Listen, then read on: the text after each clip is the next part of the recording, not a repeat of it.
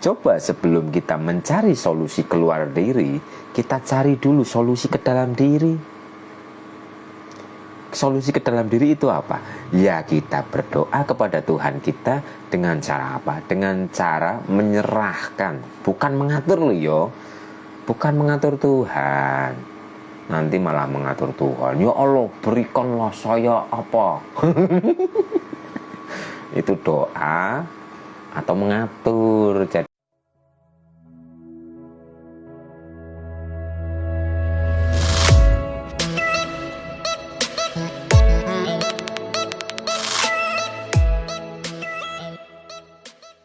bagi sedulur-sedulur yang mungkin sedang bertamu ke rumah orang, entah itu di dalam negeri maupun di luar negeri, ketika melihat simbol itu, berarti itu saudara kita. Simbol itu loh tertata seperti ini, berarti itu saudara kita. Karena simbolnya ini seperti ini. Entah itu di ruang tamu, di tempat sholat, atau di mana. Kalau ada simbol seperti ini saudara kita. Biarpun mungkin kita tidak saling kenal, tidak ikut di grup dan sebagainya, tapi ketika kita bertamu kok ada simbol seperti ini tertata, Bismillah, Allah, Muhammad, syahadat, ayat kursi, berarti itu saudara kita. Sama-sama berjalan mengikuti nafas, begitu. Jalan yang lurus adalah ikutin nafas. Di balik nafas itu ada apa? Jadi simbol ini seperti ini. Sehingga Afid itu yang dari Gombong yang buat video baru itu kan belakangnya, kalau bapak ibu itu cermat, belakangnya ini ada simbol seperti ini. Ada simbol seperti ini, natanya atau memposisikannya itu seperti ini, berarti itu saudara kita. Kalau ke rumah teman saudara kok ada simbol seperti ini, tanya saja, ngobrol tentang bab sadar nafas. Tanya saja, pasti ada, pasti nyambung. Kalau ada simbol seperti ini, tapi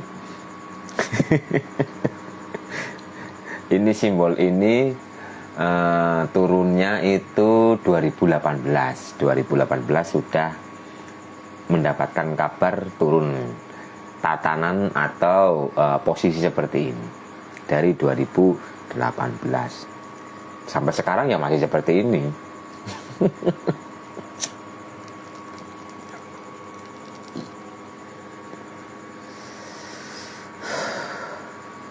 Wonosobo hadir Mas Sugeng Dalu. Jangan lupa untuk selalu menyalurkan energi welas aslinya untuk kita semua.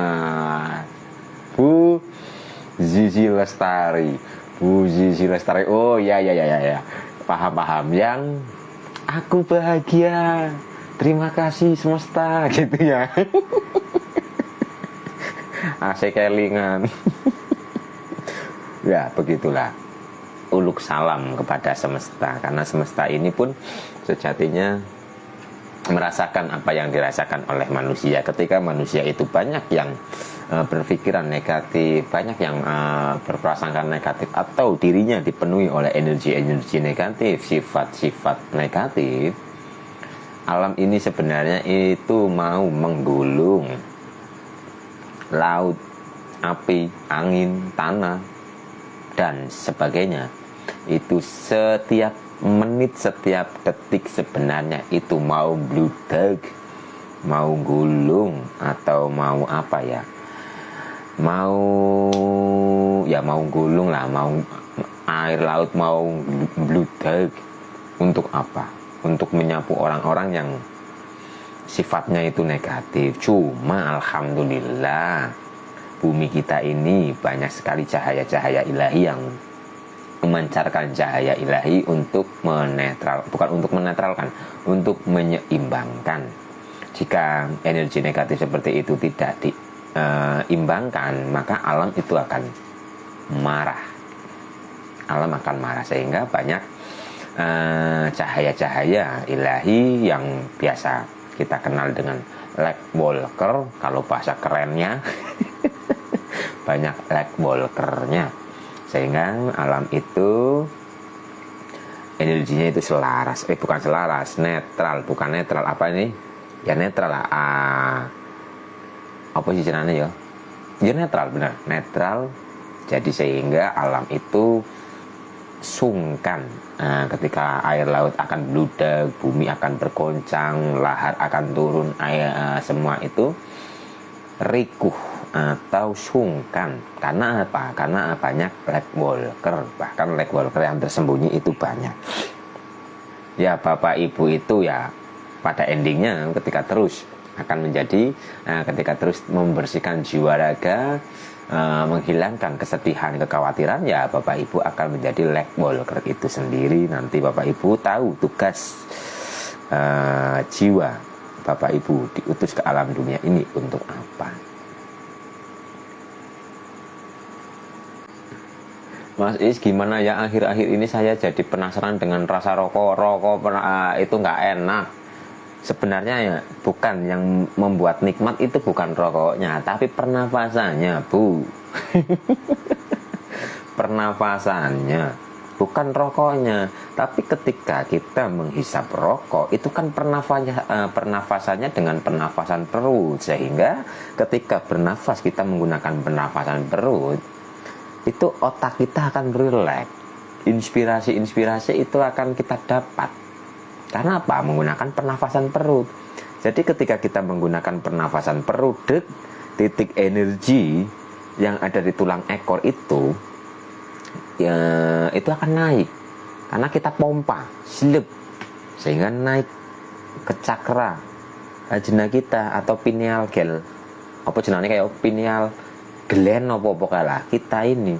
Nah di sini mengeluarkan enzim ketenangan dan sebagainya, sehingga seolah-olah menghisap rokok menjadi tenang. Ini hanya penyelimurannya saja, sebenarnya bukan di rokoknya, tapi di pernafasannya.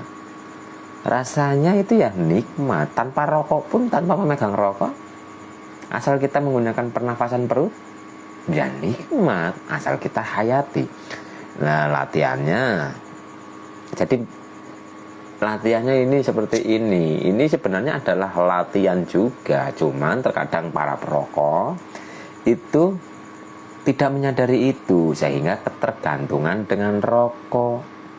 Ya kalau kita ketergantungan dengan rokok, itu sama saja ikatan yang harus kita lepas. Ikatan, kalau kita datuk dengan rokok, ini menjadi ikatan. Tapi ketika kita ngerokok oke, nggak ada rokok ya tetap oke, berarti kita sudah tidak terikat. Ini hanya apa sih, hanya untuk teknik saja lah. Yang belum rokok, yang tidak ngerokok, ya jangan ngerokok lah. Wong saya ini rokok datang sendiri sih. Nggak dirokok ya gimana? Ini dan dirokok biar apa? Meleburkan energi atau merubah energi yang energi padat seperti ini, wujud seperti ini dirubah menjadi energi yang lain. Yang belum ngerokok jangan ngerokok.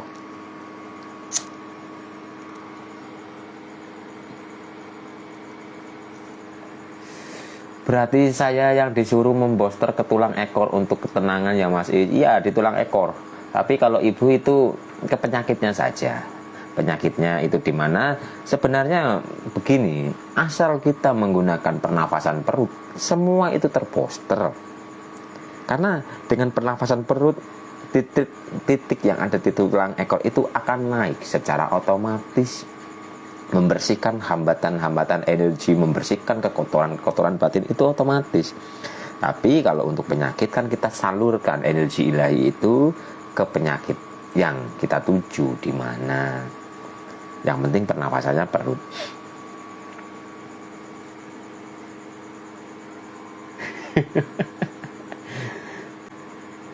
Bahas kerinduan aja Mas, rindu kepadanya.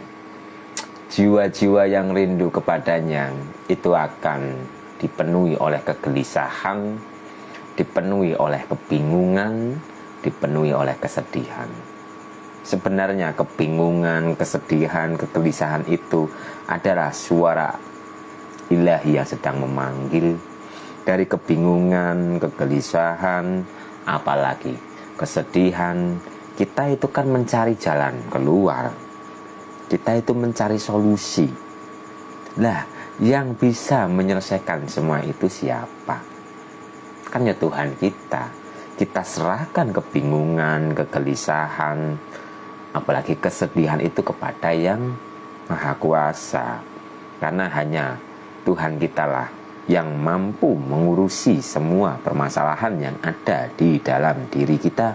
Sehingga ketika kita mempunyai permasalahan, terus kita, ya Allah ya Tuhan kami serahkan semua permasalahan ini kepadamu ya Allah, maka kita dalam diri kita itu akan dituntun dan dibimbing untuk berjumpa sesuai dengan kehendaknya. Jadi Tuhan kita itu sudah menyiapkan orang-orang yang untuk menjadi pelantarannya. Jadi ketika kita sudah menyerahkan diri kita kepada Tuhan kita akan dipertemukan dengan orang-orang yang sudah selaras dengan tuntunan ilahi. Contoh paling sederhana, yang sering dialami oleh umum itu apa ya? Nanti dulu, apa ya? Nah, contohnya seperti ini. Ini contoh umum dan banyak terjadi. Ketika kita tidak mempunyai uang, terkadang begitu buntunya pikiran kita itu berhutang kepada rentenir. Nah, hal seperti itu kan justru malah akan menyusahkan diri kita. Coba sebelum kita mencari solusi keluar diri, kita cari dulu solusi ke dalam diri. Solusi ke dalam diri itu apa? Ya, kita berdoa kepada Tuhan kita dengan cara apa? Dengan cara menyerahkan, bukan mengatur loh yo. Bukan mengatur Tuhan. Nanti malah mengatur Tuhan. Ya Allah, berikanlah saya apa? Itu doa atau mengatur. Jadi orang berdoa saja, terkadang doanya itu seolah-olah mengatur kok. Nah, kalau kita berdoanya itu menyerahkan. Ya Allah, kami serahkan rizki kami kepadamu ya Allah. Nah, ketika kita sudah menyerahkan permasalahan kita kepada Tuhan kita, maka hati kita itu ada rasa. Hati kita nanti akan ada rasa seolah-olah dituntun untuk ke si A, si B, dan sebagainya. Ketika hati kita tertuntun, ya itu sudah selaras dengan tuntunan ilahi. Dilala, kita sedang tidak punya uang, tapi hati kita sudah tertuntun. Loh, kok saya rasanya kepengen ke rumahnya si Ayah, padahal sudah lama tak berjumpa. Tiba-tiba kita silaturahmi ke rumahnya si A, padahal bukan niat untuk hutang, hanya rasa menuntun kenapa saya ingin ke rumah si A. Dan kita mengikuti rasa itu, dan kita ke rumah si A. Duh, ternyata si A itu sudah menyediakan sesuatu untuk diri kita yang pas dengan kebutuhan kita. Loh, kan bisa terjadi seperti itu. Bahkan banyak yang cerita seperti itu. Berarti apa intisarinya? Intisarinya adalah ketika kita mempunyai permasalahan, mempunyai apapun itulah, nomor satukan Tuhan kita. Nomor satukan. Jangan karena atau jangan kita mendua. Mendua itu bagaimana? Ya, kita belum menyerahkan kepada Tuhan kita, belum masuk ke dalam diri, tapi kita sudah mencari solusi keluar diri. Iya, kalau solusinya dilalapas tepat. Lah kalau solusinya tambah enggak karu-karuan, ya mumet-mumet dewek.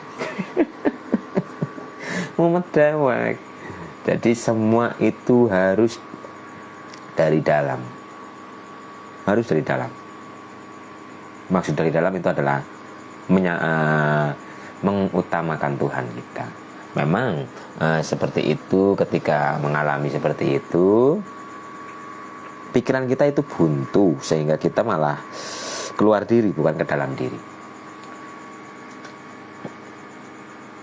Tapi itu harus dilatih, masuklah ke dalam agar kita keluar. Ilmu itu hanya keluar masukannya seperti itu. Ada yang masuk, pasti ada yang keluar. Ketika kita masuk ke dalam diri, maka kita akan menemukan atau dituntun untuk mendapatkan solusi yang ada di luar. Jadi masuk keluar. Inti dari semua itu adalah nafas. Ala wong sugih kaya ngopo, nek wis ra ono nafase, sugih wis ra kanggo gawe. Orang secerdas apapun itu, jika sudah tidak ada nafasnya, buat apa? Pembukanya, kunci pembuka itu adalah nafas. Jika ini dikupas, nafas itu adalah ayat pembuka.